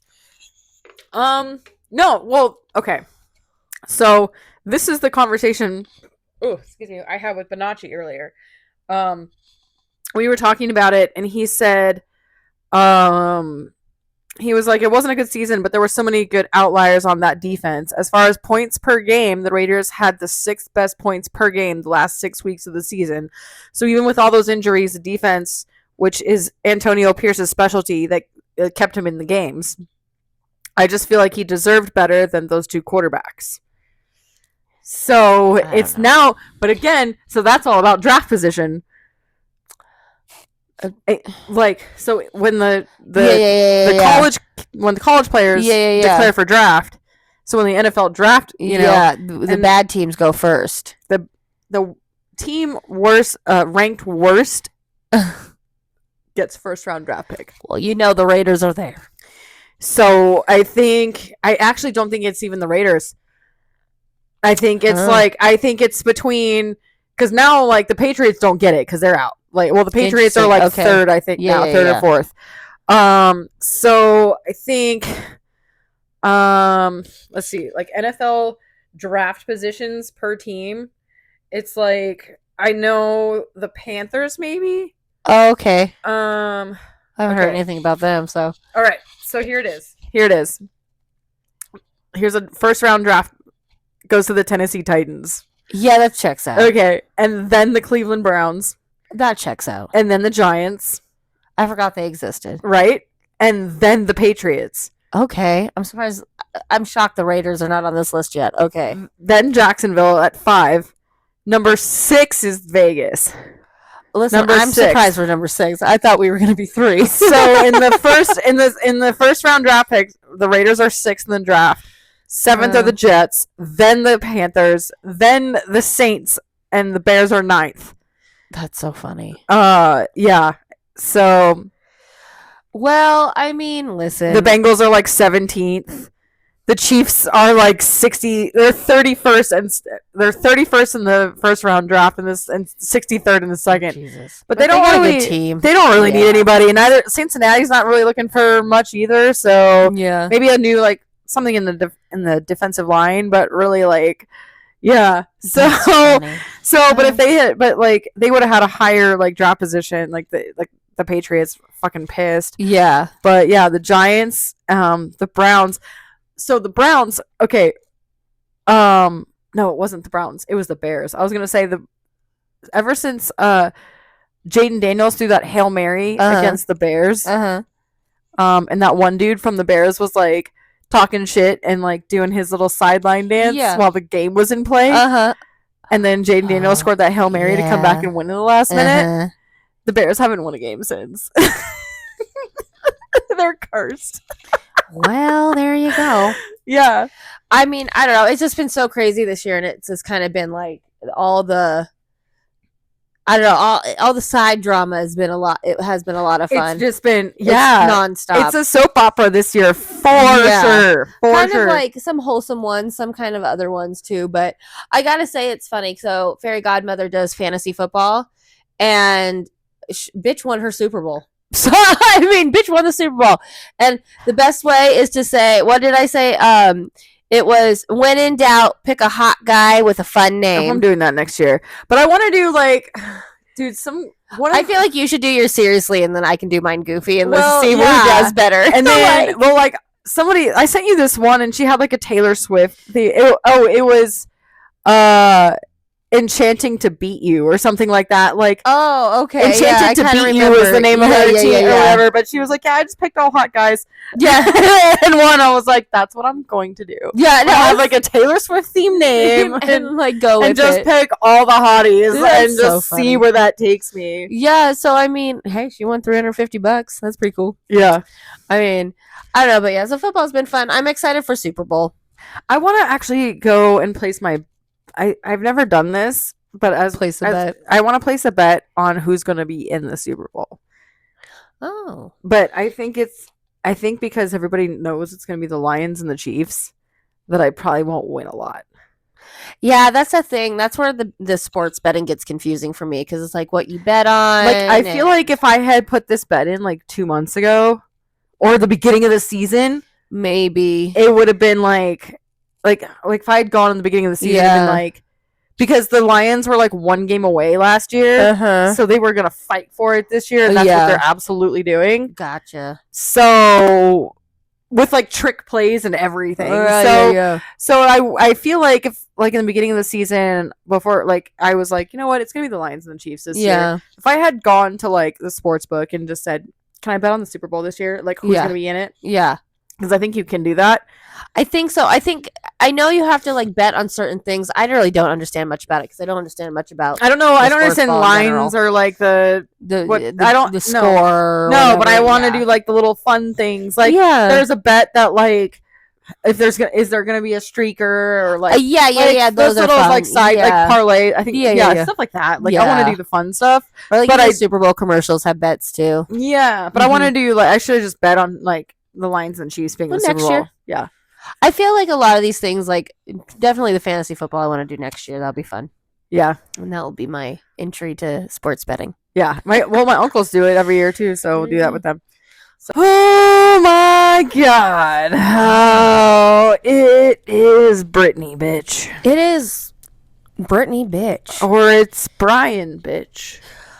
I don't know. Or it's Amber, bitch. We don't know. I guess gotta say, so there's an Amber Lynn in Britney's universe, and there's an Amber Lynn in my universe, and they're 2 different Amber Lynns. And one is like this obese lady who does vlogs on YouTube, and this Amber Lynn is a sex worker dating Britney Spears' brother.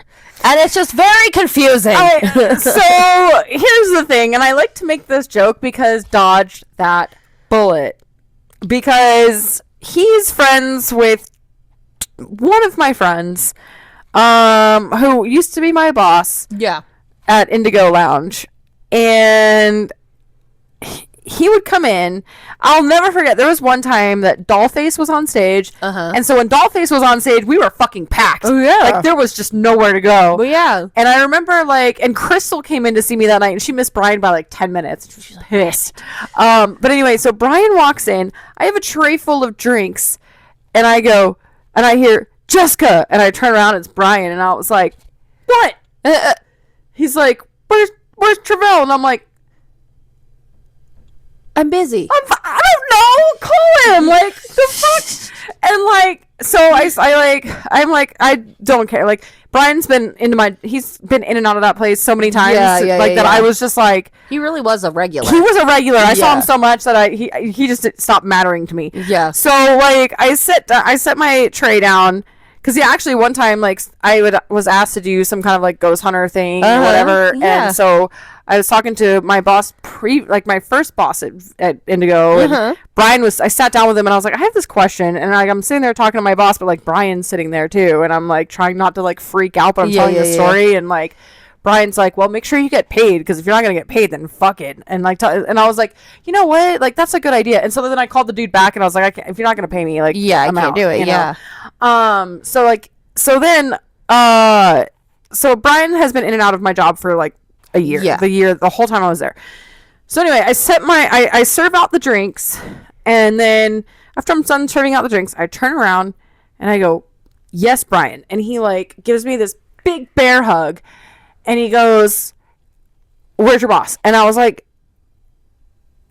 did you call him? And he's like, no. And I'm like, well, the office is right there. Just go knock on the just go knock on the it's right there. I'm like busy, sir. It's like literally when you come out of Indigo, it's right. Yeah, I'm like, right there. Just go knock on the door. Yeah. Like, I love you, but come on. Yeah. Like, but like, and then like every weekend, but like he'd come in on like Sunday nights, and we would talk football. Like, yo, did you see the LSU game this weekend? Yeah. Like.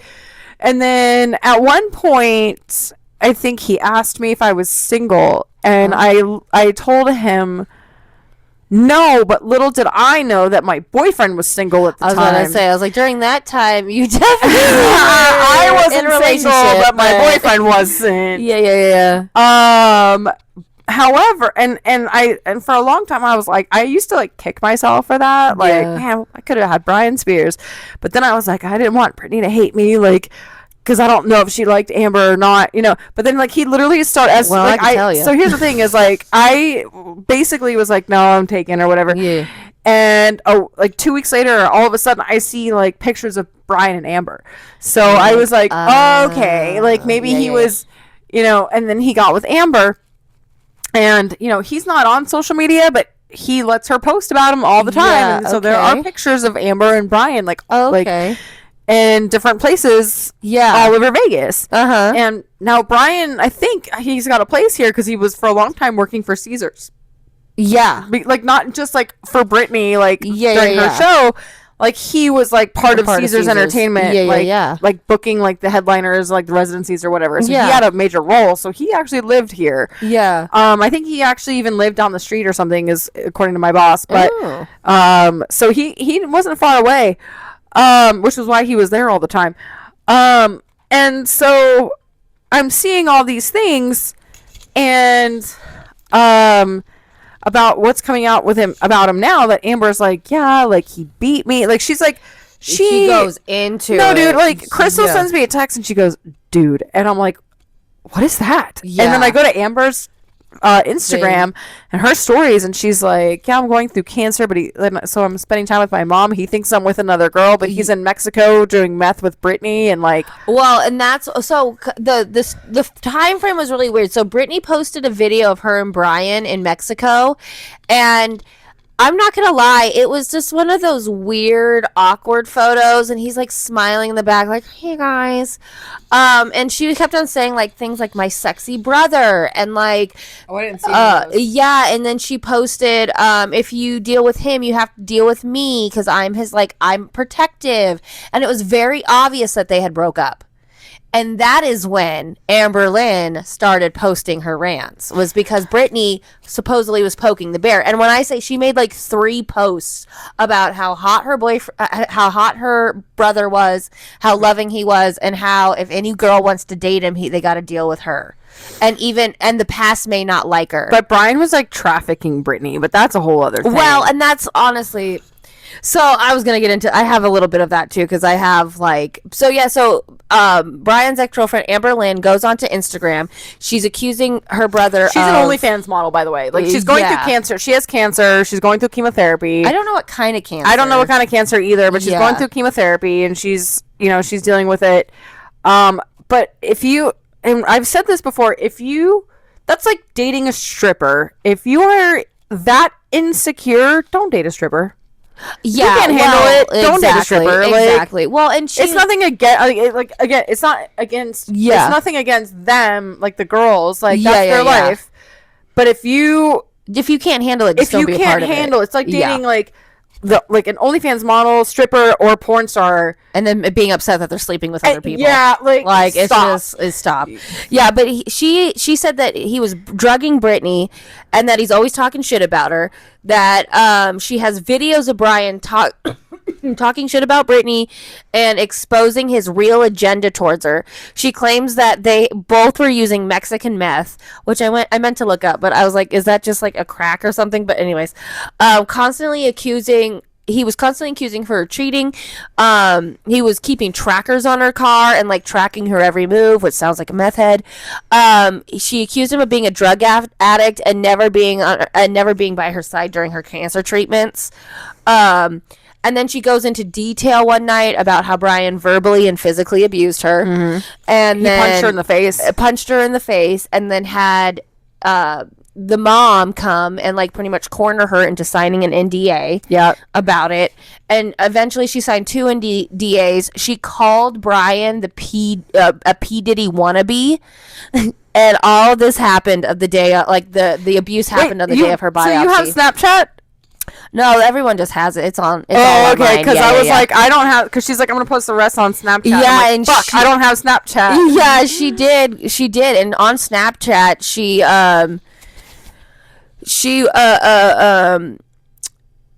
Sorry. She blamed him for popping positive on a drug test for crystal meth in California, and that's why he can't get a job, and now he doesn't have a job right now.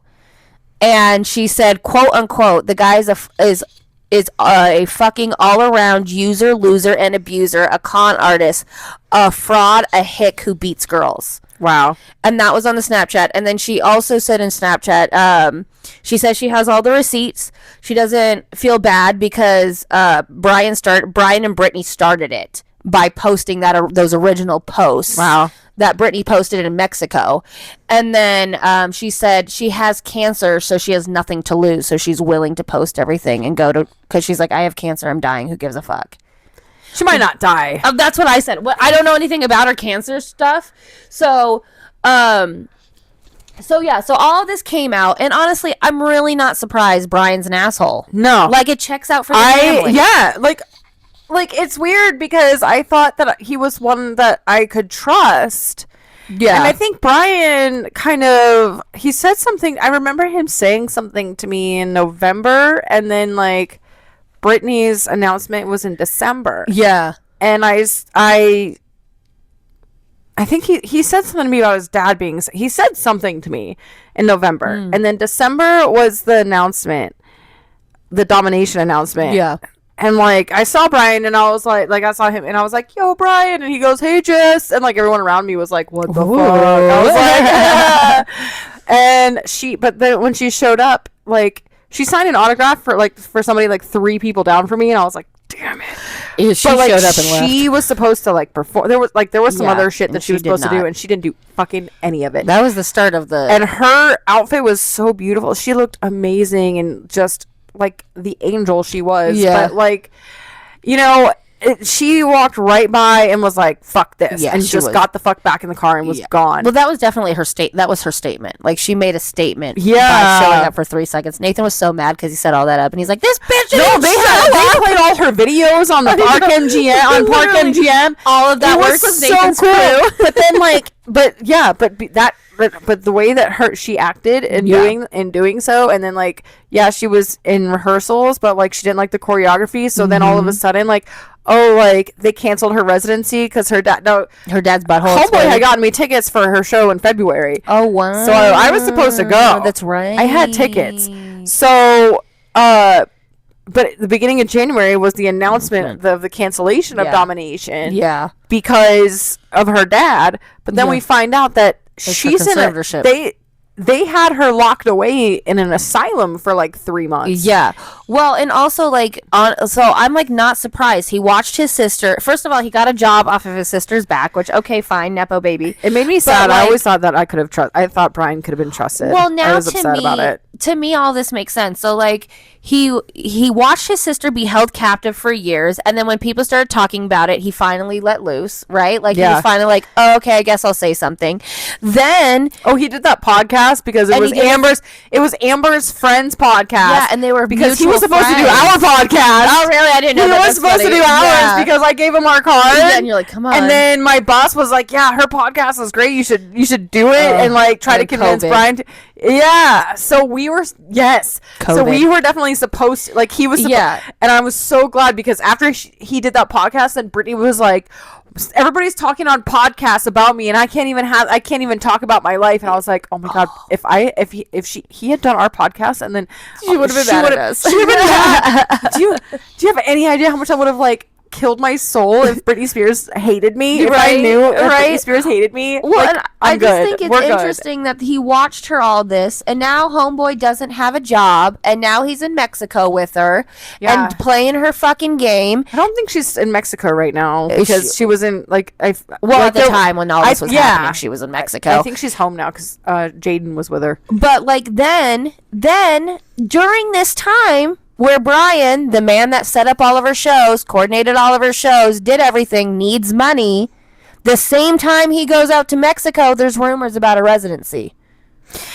Okay, so Vital Vegas, who is actually pretty accurate with some of this stuff, gets on Twitter, posts a picture from Britney's original residency, and says, you wouldn't believe us if we told you, so we're just going to leave this here. And, like, Britney No. Like, first of all, I went to my sources and I was like, is this gonna happen? And he was like, no way. You know what I think was? I think it was Brian stirring the pot, calling people to see what's up. Brian needs a job. Brittany has always said. Brittany has said. She said in her book. She said on a Instagram post that she is never coming back. Yeah. She will never step foot on a stage again. And I think if she was gonna do something, it would have to be like what Miley does, or like she's been like writing songs for other people. Oh, okay. Under like false names. Interesting. Okay, good for her. So that's kind of like that's what she said in another post. She's like, yeah, I've been doing this and this and this. So, yeah. So she has her own ways of making money. Yeah. Plus, I think she still has gets a percentage of the perfumes, which is $1 billion business. So I mean, like she's got other ways, but yeah. But I was told that my sources, you know who I'm talking about, tell me that like she's going broke fast because she's just blowing money. Well, I'm not surprised, and we've always said this on the show. I don't doubt that Britney needs help. Her conservatorship she was under was too strong, and that is even what Brian said in his little podcast interview. He goes, "No, she absolutely needs doctors."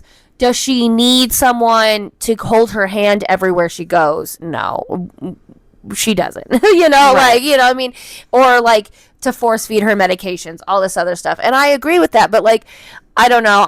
I would not be surprised if Brian is going, Britney, if we did a show together, think about how much fun it would be. No. And Britney, unfortunately, in the state of mind she's in, would absolutely say, yes, big brother, I would want to do something with you. I don't think she could do it. I mean, I don't think she could do it. Yeah, Crystal and I are like, yeah, we'll go. Because she couldn't do a residency. I feel like she could do a couple shows. She could do a couple shows. But I feel like I kind of want to like a show maybe. See, like I'm kind of like it's a double-edged sword because I feel like if like she has a residency and we go, for me it's telling her like, hey, we're here. We're always going to be here. We've never left. I love you. Like whatever you want to do, I'm here to support you. Yeah. But at the same time, it's supporting the monster. It's supporting the monster, and it's very much like I can do it with a broken heart. Like you know. But the crowd was chanting more. Like I think it would be.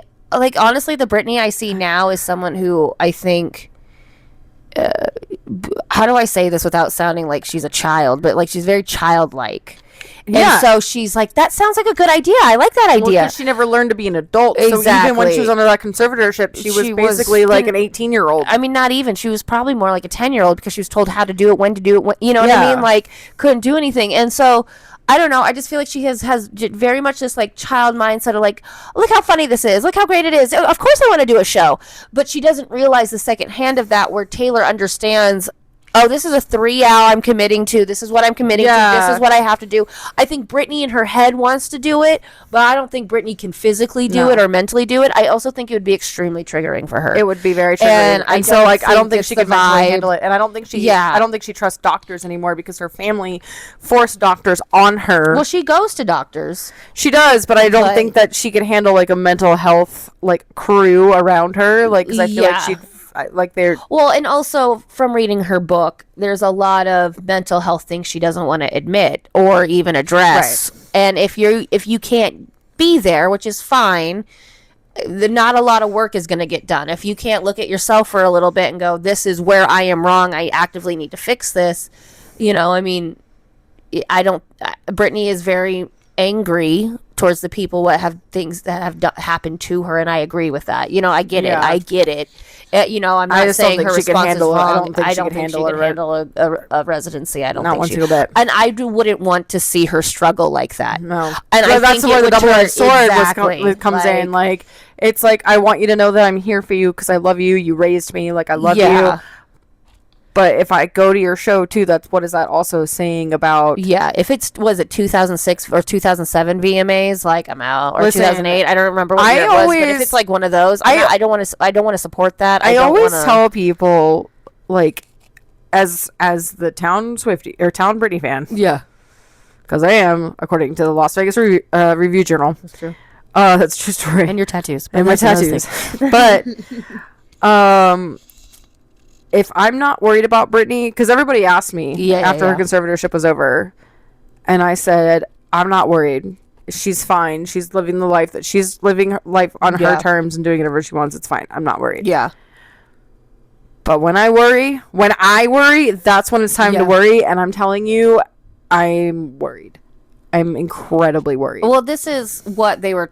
I think the behavior we're seeing now is I don't the behavior think if that she she's did she does a residency, I don't think she could like actually I honestly don't think she'll survive it. No, and she would owe a lot of money to people. It would put her in a lot of debt. It would be I don't think she could do it, and the only way I feel like she could is if it was like a YouTube thing or something. Like Miley Cyrus did her whole show. Like I don't even think she could do a whole show. I think she could do like 3-4 songs. That would be fun to put like a little showcase. You know what I'm saying? And I think it would make Britney feel good. Her fans would feel good because a trusted editor put it together and made her look good. You know what I mean? But like, it's sad, but. Listen, let's just hope Britney is not on the Mexican meth. I hope that she'll. I actually pray for her. I do. Yeah. I like, and I don't just say that like, oh, pray for her. Like, no. Yeah. It's like, something I did all of 2007. I do it now, and also like.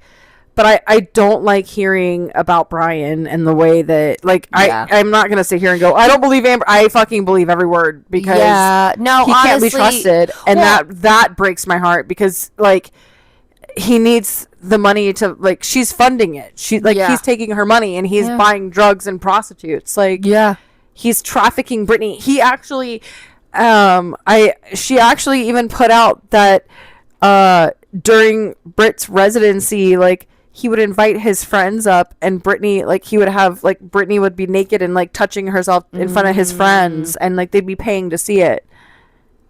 Like gross. Like she posted that on her stories. Gross. Yeah, I don't know. It's so like, confusing and so conflicting with her too because you can tell she just so badly wants family, but her whole family is just like no one to be trusted. Right. I feel like that too with my family. Like sometimes like I want to reach out, but then and then they do something, they say something and I go, oh yeah. Okay, that's why. I forgot about that.